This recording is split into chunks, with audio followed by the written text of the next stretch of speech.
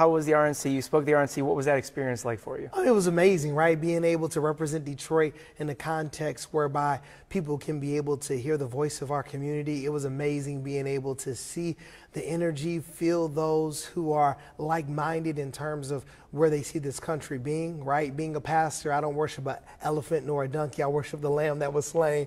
But to spend time with people to worship, we spent time in a church service. That was awesome. I had the privilege and honor of praying over that service. So it was just a great time being able to fellowship in the Lord and also be able to meet some very interesting politicians and some of my heroes. Robert Kiyosaki, was able to meet him from Rich Dad Poor Dad, so it was fun.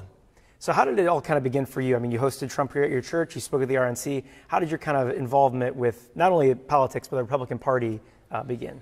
Well, when we look at our community, we see clearly that our community is hurting, right? It's been up under Democratic leadership. Now, I'm not saying for the last 60 years, Democrats have done the wrong thing. What I'm saying is that when you look in our community, specifically Detroit, Pontiac, Flint, and Saginaw, we're hurting.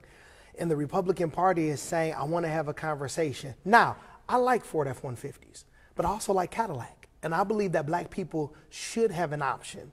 When President Donald Trump came to our church and we had a conversation, it was Reverend Charles Williams that came to me. And he said, you want to make sure that they're not using you, ask them to go to Milwaukee. I didn't even know what Milwaukee was. No idea. So literally, I texted the campaign and said, hey, would you allow me to come and pray at Milwaukee? And they said, not only do we want you to pray, we want you to speak. And we had a message that we wanted to speak, but I don't write speeches, I preach sermons. So I had the privilege of lifting up Jesus, and that's all that matters. That's what our nation needs. They need a relationship with Jesus Christ. So when it came to speaking of that and having him here, I mean, I guess when did your support, I guess, for President Trump begin? Like, is this something you've always kind of been backing him, or when did you want to, I guess, come out and publicly do that, with your church? I wanted to do it because he was willing to come. I look at it like drowning. If I'm drowning in illiteracy, if I'm drowning in homelessness, if I'm drowning in human trafficking, if I'm drowning in violence, I don't care who throws me a lifeguard, because I know that in our context, there have been people that have been leading for a long time and we're still drowning. I understand what's happening downtown, but the question becomes what's happening uptown.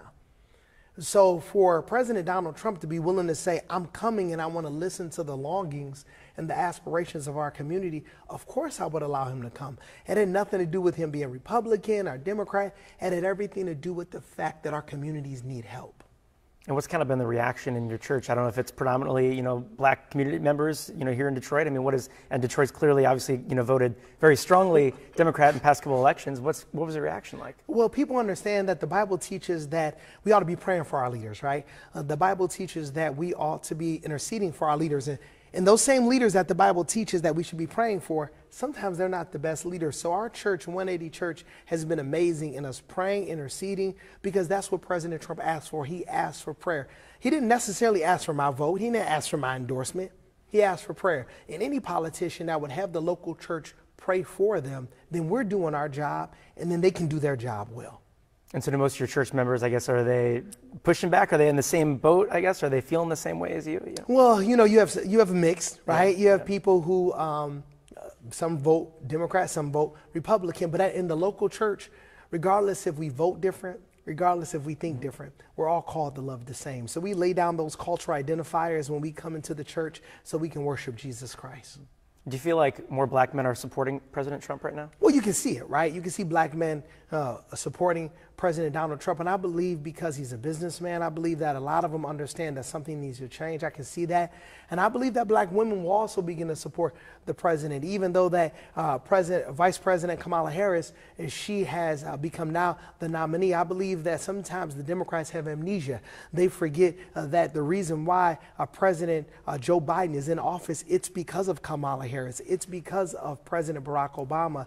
It's because of two black people. But quite frankly, he sat her on the bench for so long, we don't even know who she is. We're, 106 days out, and we don't even know who she is. Only thing we know is that he gave her a failing assignment.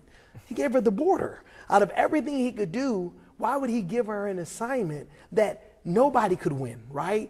So that, for me, is a problem. I have an issue with that because it would be amazing to have the first black woman president. I think that would be cool.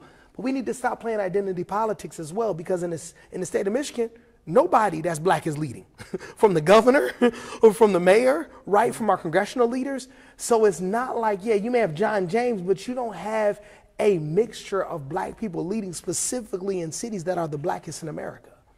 Gotcha. So do you think, Kamala Harris will, I guess, invigorate more voters, get people more excited, or do you think people are still kind of, maybe switching up and going with Trump here? Well, when I look at Vice President Kamala Harris, I think about black women, right? I mean, look, you don't have anything more powerful than America than a black woman. So I understand that there are allegiances there, but sometimes that can be misguided. I've had people call me this afternoon and say, vote for Kamala Harris because she's black. That doesn't resonate with me, right? Even though it would be amazing. She reminds me of an aunt, I look up to her, right? But that doesn't mean that she's supposed to be the president of the United States of America. I do believe that the Democratic Party picked her like we used to do in middle school when we picked the last person we didn't want to pick. She should have already been put in this position a long time ago. She knew the decline of President Joe Biden and his inner circle did. Why is it that they would wait until the last leg of the race to put the one in that he said he would pass the baton, right? Why did that happen? And I believe it happened because they're going to blame black people once again for their failure. So if black people, if Democrats win, if the Republicans win, it'll be a black person's fault. If the Democrats lose, it'll be black people's fault. Well, yeah.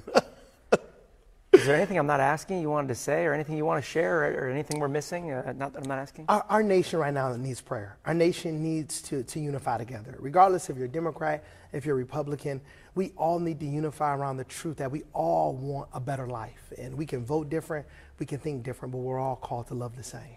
And if you don't mind me asking too, I guess in the past couple elections, is support for President Trump new for you, or have you kind of supported him since 2016? Well, I never support the man, I support the mission.